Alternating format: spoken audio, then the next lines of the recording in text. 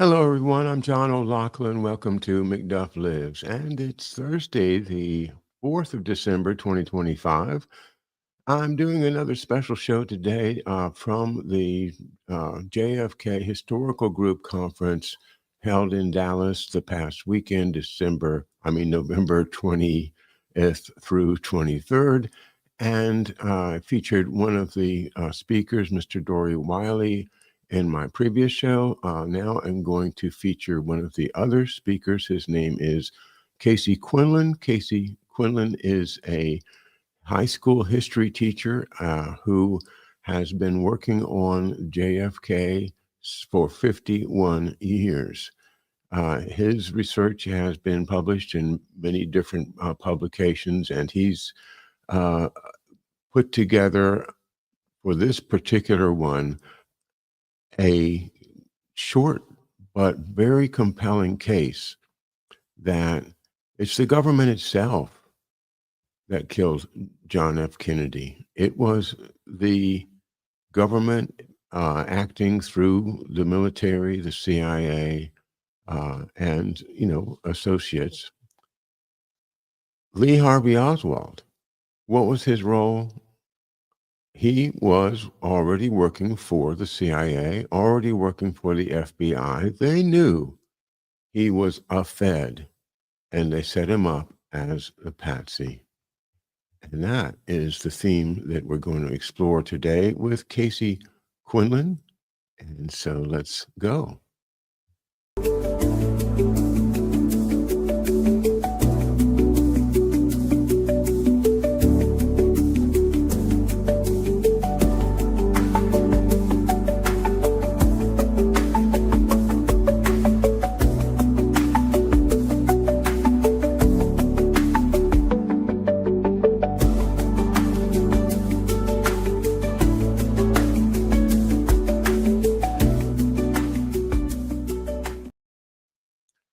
All right, Casey Quinlan is a longtime JFK researcher. You can find his work at projectjfk.com.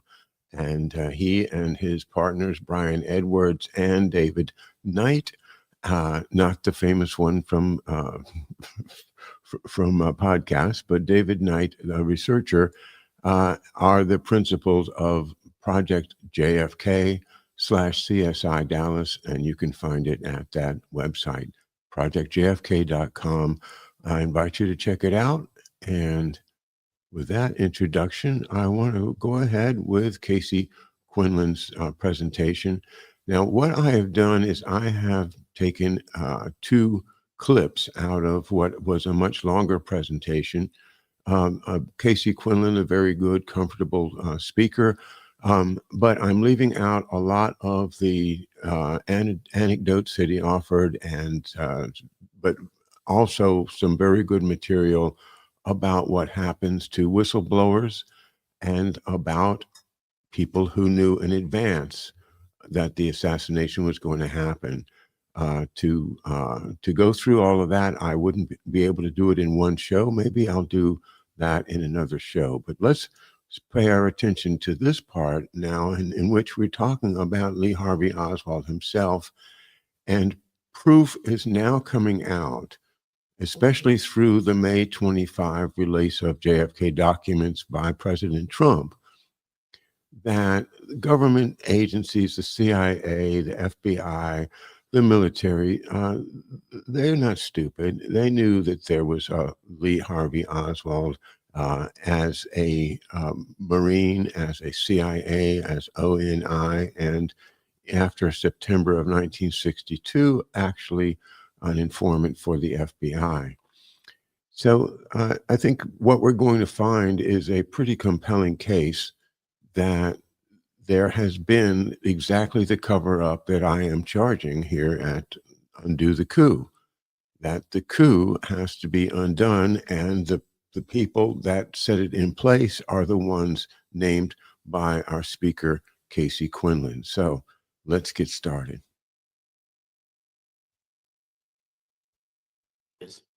All right. Who's to blame and who should be held accountable?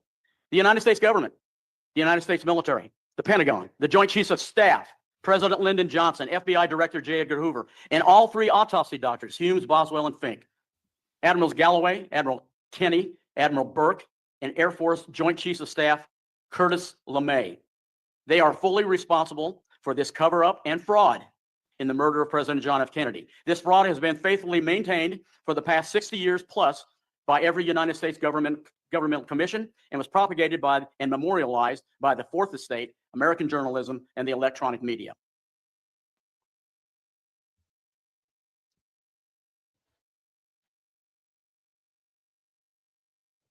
You know, basically over the years, we might as well just deem everything national security and place it in the National Archives. For how long? Forever and ever. Amen.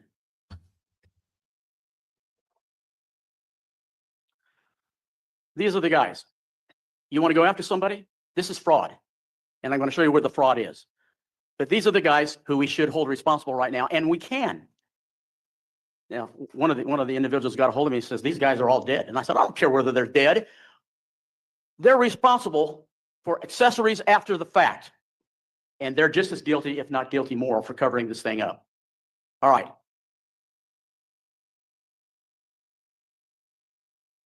Fraud. That's what we have here. And once you prove fraud, then we're going to open the door. We know there was a conspiracy of cover-up, fraud.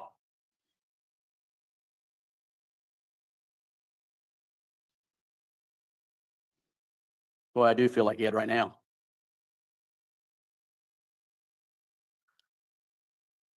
The murder of President Kennedy was a highly sophisticated regime change operation on the part of the U.S. national security establishment, the Pentagon, and the CIA.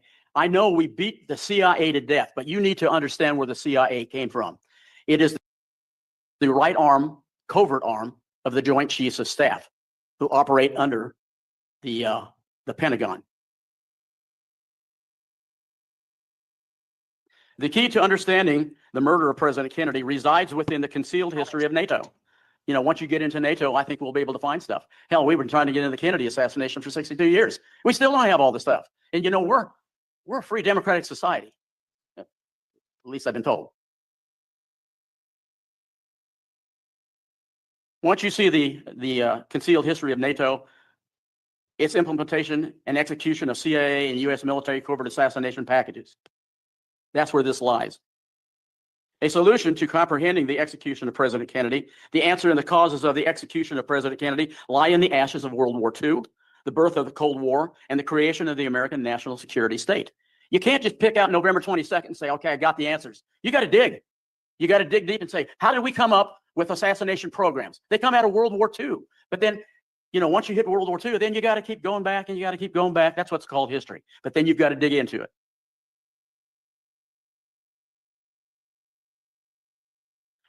This is what I propose to cover today. Intro, rumors, ugly rumors, CIA counterintelligence, whistleblowers, Professor David Denton. I'm going to not cover too much on him because he'll cover it later on. President Truman, President Eisenhower, and then the end, the real cause of death, JFK.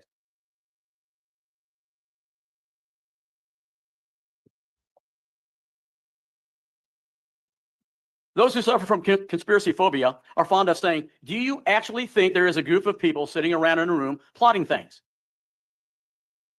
Yes. We did it at the high school level. Johnny.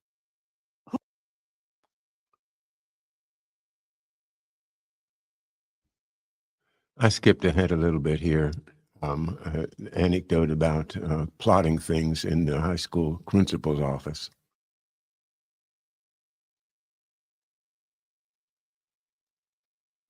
Don't sit down and talk about, well, not only government, how about corporations?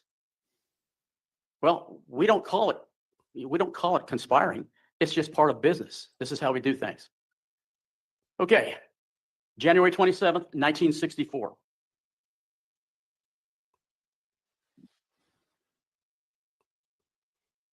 J. Lee Rankin received significant information from Texas attorney Wagner Carr about the disposition of accused presidential murderer Lee Harvey Oswald. Carr received proof that Lee Oswald had been working as an FBI informant number 179, was receiving $200 per month, and had been working for the FBI from September 1962 up into and through the day of the murder of President Kennedy. This was verified by Dallas Deputy Sheriff Alan Sweat. J. Walton Moore, Dallas Division of the CIA, verified this information and stated that Lee Oswald was also working for the CIA. Agent number 172 was undercover throughout the Office of Naval Intelligence. Of course, you know, when this hits the media, no, this is not true. Oswald does not, he's a bad guy. He's a lone gunman. And so that basically that's what we were told. Rankin stated for the Warren Report, we do have a dirty rumor that is very bad for the commission. The problem and is very damaging to the agencies that are involved in it and must be wiped out insofar as it is possible to do so by the commission. Oswald's subject was trained by the agency CIA under cover of the Office of Naval Intelligence for Soviet assignments. During preliminary training in 1957, subject was active in aerial reconnaissance of mainland China and maintained security clearance up to the confidential level. His military records during the period are open to your agency, and I have directed them to be forwarded to the Warren Commission. See, these people knew. They knew that Oswald was one of theirs. We didn't know it. He's a lone gunman. He's a lone nut. He's a Marxist. He's a communist.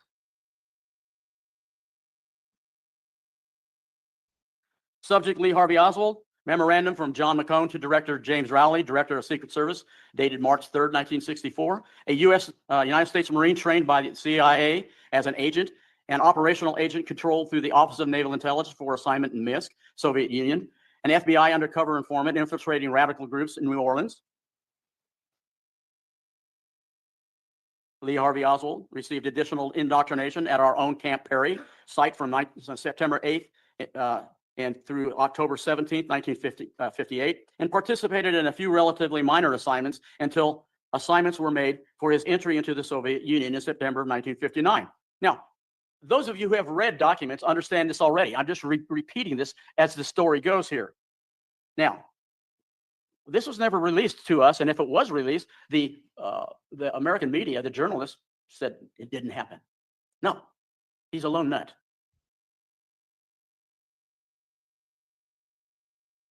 Okay. Profile of Lee Harvey Oswald. United States Marine Corps.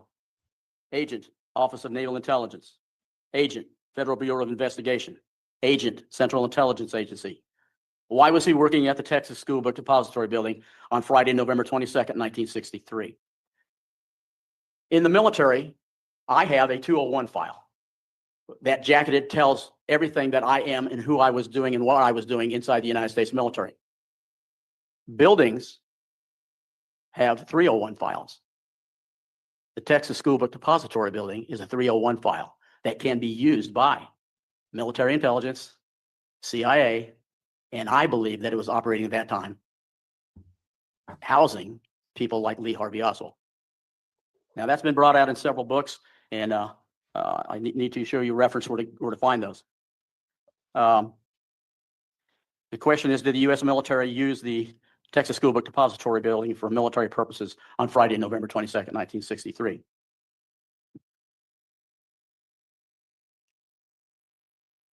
On January 22nd, 1976, retired CIA counterintelligence Chief James Angleton testified in secret session with the Senate Select Committee on Intelligence Activities, otherwise known as the Church Committee.